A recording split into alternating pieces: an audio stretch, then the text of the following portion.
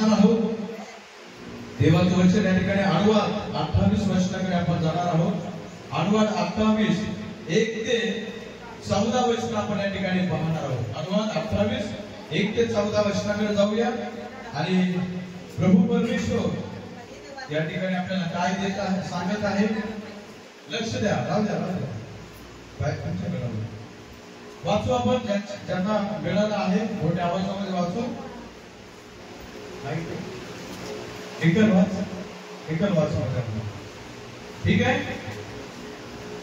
इथं समोर आहे समोर.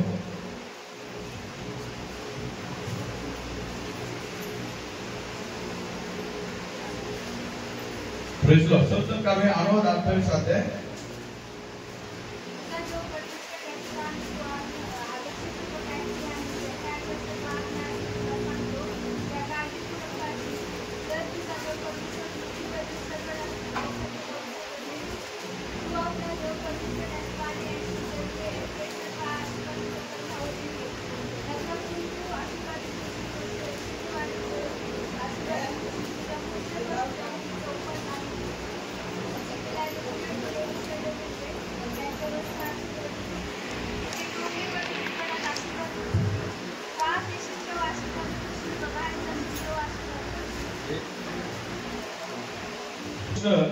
आम्हाला काय सांगत आहेत की तुझा देव परमेश्वर याची वाणी तू लक्षपूर्वक ऐकशील आणि ज्या ह्या सर्व आज्ञा आज मी तुला निवेदन करीत आहे त्या मान्य करून पाळशील तर तो पृथ्वीवरील सर्व राष्ट्रांवरून तुला उच्च करेल.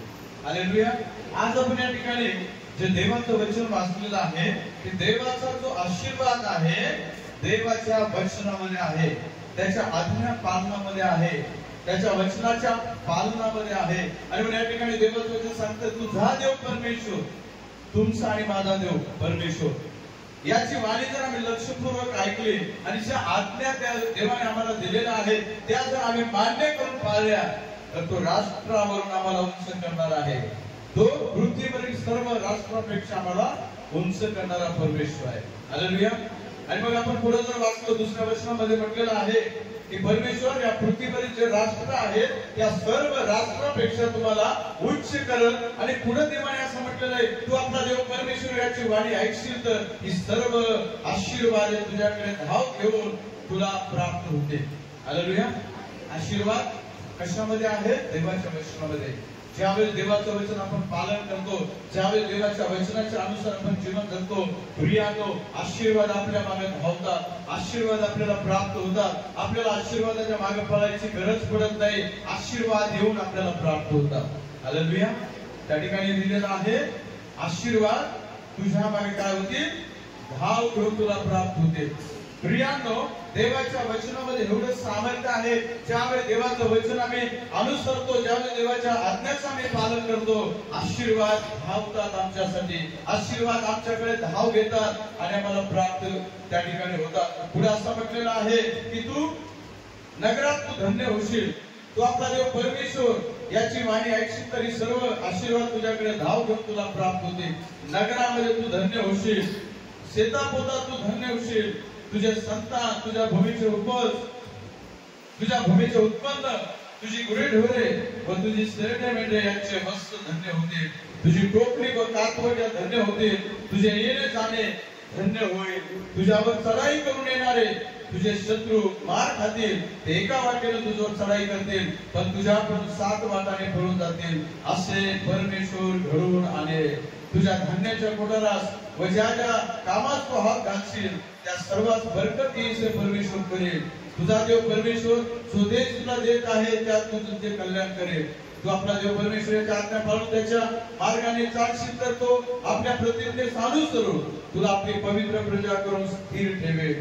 Praise the Lord. प्रियानो देवाचा आशीर्वाद आपण या ठिकाणी पाहिलेला आहे. देवाने आपल्याला कोणत्या कोणत्या गोष्टीमध्ये आशीर्वाद दिलेला आहे, कोणत्या कोणत्या गोष्टीमध्ये देव आशीर्वाद देईल या ठिकाणी लिहिलेला आहे. तुझ्या संततीला देव आशीर्वादित करेल असं म्हटलेलं आहे.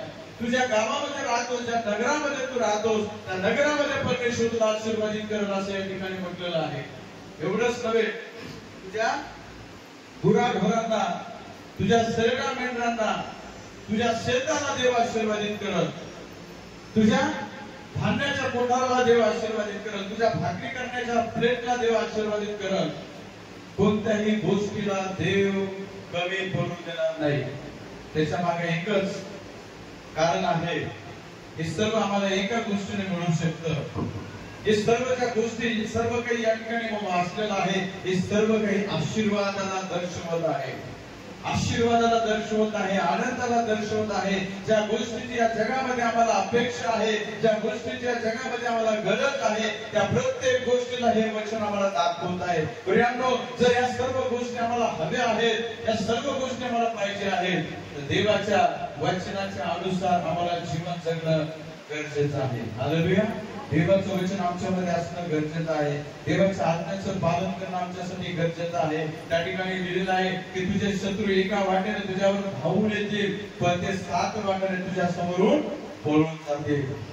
कारण देवाचा दिव्य दूत, देवाची उपस्थिती तुझ्या जीवनामध्ये त्या ठिकाणी असेल. लोक घाबरे होतील, कारण परमेश्वराचा आशीर्वाद तुझ्या जीवनामध्ये असेल. आपण पाहतो हे सर्व आशीर्वादाची आपल्याला आवश्यकता आहे.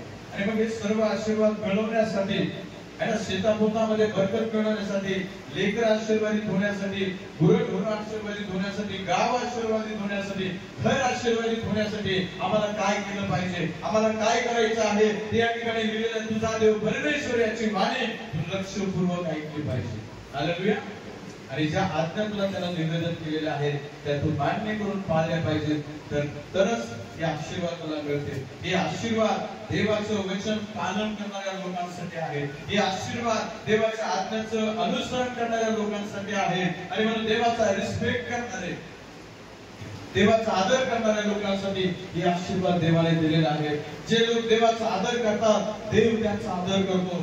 जे लोक देवासाठी आपले जीवन समर्पित करतात, देव त्यांच्यासाठी आशीर्वादाचे निश्चित करतो.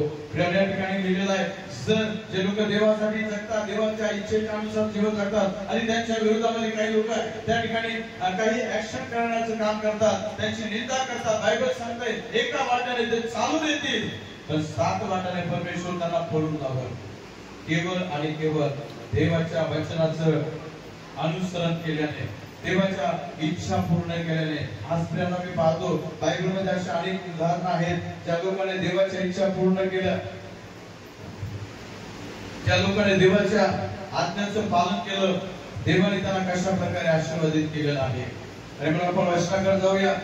या ठिकाणी आम्ही देवाच्या वचनाच्या अनुसार जर जीवन जगलो तर निश्चितच हे सर्व आशीर्वाद आम्हाला प्राप्त होते. हे सर्व आशीर्वाद आमच्या जीवनात येतील. आणि आपण उदाहरण पाहू घ्या कोणत्या कोणत्या लोकांच्या जीवनामध्ये त्यांनी देवाच्या वचनाचं पालन केलं आणि कशा प्रकारे त्यांना देवाने आशीर्वादित केलं. आपण पाहूया 2 राजे याचा 4था अध्याय 1 ते 7 वचन आपण या ठिकाणी वाचणार आहोत की देवाच्या वचनाचं पालन केलं, देवाच्या आज्ञाचं पालन केलं आणि देवाने कशा प्रकारे त्यांना आशीर्वाद दिलेला आहे, कशा प्रकारे ते आनंदित झालेले आहेत. या ठिकाणी त्या वचनाकडे आपण जाणार आहोत. 2 राजे याचा अध्याय 4 1 ते 7 वचन या ठिकाणी आपण वाचूया. सर्वजण बायबल काढून 2 राजे अध्याय 4 1 ते 7 वचन या ठिकाणी आपण पाहणार आहोत. सर्वजण बायबल काढूया. मोबाईल सायलेंस मध्ये करा किंवा स्विच ऑफ करा. मोबाईल कोणाचाही वाचला नाही पाहिजे. देवाच्या वचनाकडे आपण जात आहोत. वाचू वाच पिता 4 अध्याय 1 वचनापासून 7 वचन. एकदा संदेशाच्या शिष्याच्या स्त्रियापैकी एकीने आलिशाकडे प्रार्थना केले. ती म्हणाली, तुझा सेवक माझा नवरा मरून गेला आहे. तुला ठाऊक आहे की तो परमेश्वराचा घर बांधणारा होता. त्याचा सावकार माझ्या 2 पुत्रास दास करून नेण्यात आला आहे. आलिशाने तिला विचारले, मी तुझ्यासाठी काय करू हे मला सांग. तुझ्या घरात काय काय आहे? ती म्हणाली, 1 धडा तेलाशिवाय आपल्या दासीच्या घरात काही येत नाही.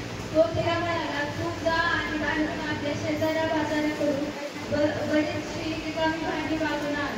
मग आपल्या पुत्रासह घरात जाऊन दार बंद कर व त्या सर्व भांड्यात तेला ओत आणि भांडे भरले ते बाजूला ठेवू. ती त्याचपासून गेली आणि आपल्या पुत्रासह आपल्या घरात जाऊन तिने दार बंद केले. ते 30 भांडी आणि ती भरली जाईल. सर्व भांडी भरल्यावर ती आपल्या पुत्रास म्हणाली, मला आणखी 1 भांडे आणून द्या.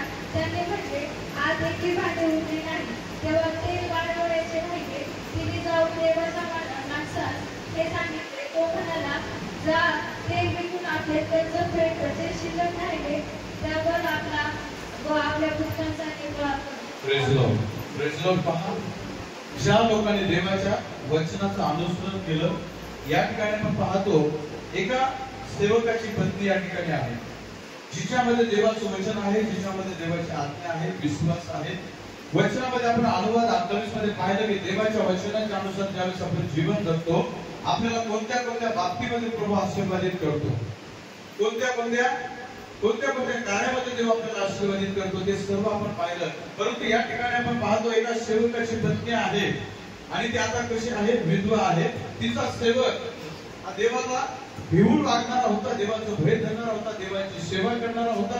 परंतु कालांतराने तो त्या ठिकाणी एक्सपायर झालेला आहे, वारलेला आहे. आणि आता ही स्त्री आणि तिचे 2 मुलं त्या ठिकाणी राहत आहेत. परंतु तिचा पती जिवंत असताना काही पैसे त्यानं एका व्यक्तीकडून घेतले होते उसने. परंतु ते उसने पैसे देण्याच्या अगोदर तो मरण पावला आणि मग तो व्यक्ती त्या स्त्रीकडे आला आणि तो म्हणत आहे की तुझ्या पतीकडे माझं पैसे होते, माझं कर्ज होतं, आता ते कर्ज फेडण्यासाठी तो जिवंत नाही, मग मी तुझ्या 2 मुलांना घेऊन जातो, त्यांच्याकडून काम करून घेतो आणि तो पैसा फेडून घेतो. हालेलुया. Praise the Lord. हे ऐकून त्या स्त्रीला खूप वाईट वाटलं. त्या स्त्रीनं त्या व्यक्तीला काही उत्तर न देता ती कुठे गेली, देवाच्या सेवकाकडे गेली. हालेलुया. इथे सांगितलेलं आहे वचनामध्ये, एकदा संदेशाच्या शिष्याच्या स्त्रियांपैकी एकीने अलिशाकडे घराणे केले की ती म्हणाली, तुझा सेवक माझा नवरा मरून गेला आहे, तुला ठाऊक आहे की तो परमेश्वराचे भय बाळगणारा होता, त्याचा सावकार माझ्या 2 पुत्रास दास करून नेण्यास आला आहे. अलिशाने तिला विचारले, मी तुझ्यासाठी काय करू हे मला सांग, तुझ्या घरात काय आहे. पहा, अलिशा कोण आहे, सेवक आहे आणि अलिशाच्या बरोबर सेवा करणारा एक त्याचा दास होता आणि त्या दासाची पत्नी अलिशाकडे येते. ज्यावेळेस देवाच्या लोकांच्या जीवनामध्ये संकट येतं, जे लोक देवाच्या वचनाचं पालन करतात, जे लोक देवाच्या वचनाचं अनुसरण करतात, त्यांच्या जीवनामध्ये देखील समस्या येतात. हालेलुया. जीवनामध्ये प्रत्येकाचं दुःख येतंय. या ठिकाणी आपण घटना पाहतो की जो देवाचं भय बाळगणारा देवाचा सेवक होता, देवाच्या आज्ञाचं पालन करणारा सेवक होता, त्याचं घर परिवार देवाच्या आज्ञाचं पालन करत होतं. परंतु अचानक तो चांगलं जीवन जगणारा देवाचा दास मरण पावलेला आहे. हालेलुया. देवाने या जगातून त्याला वेगळं केलेलं आहे आणि मग तो गेल्याच्या नंतर त्याच्या पत्नीच्या जीवनात समस्या आलेली आहे, अडचण आलेली आहे. परंतु ज्यावेळेस अडचण आली, ती डगमगली नाही, ती घाबरली नाही, ती डायरेक्ट कुठे गेली, देवाच्या सेवकाकडे गेली. तिला माहित होतं की देवाचा सेवक या संकटामधून काही ना काही मार्ग काढेल, कारण देवाच्या सेवकाची प्रार्थना देव ऐकतो, देव काहीतरी चिन्ह आणि चमत्कार करेल, देव काहीतरी अद्भुत कार्य त्या ठिकाणी करेल. या विश्वासाने ती देवाच्या सेवकाकडे गेली. त्या संकटाकडे पाहत ती बसली नाही, त्या संकटासाठी तिने वेगवेगळ्या योजना केल्या नाही, तिने प्रथमतः देवाला स्थान दिलं. प्रियानो, आज या वचनातून आम्ही पाहतो की ज्यावेळेस ती देवाच्या सेवकाकडे गेली, देवाच्या सेवकाने तिला एक चांगला सल्ला दिला की मी तुझ्यासाठी काय करू.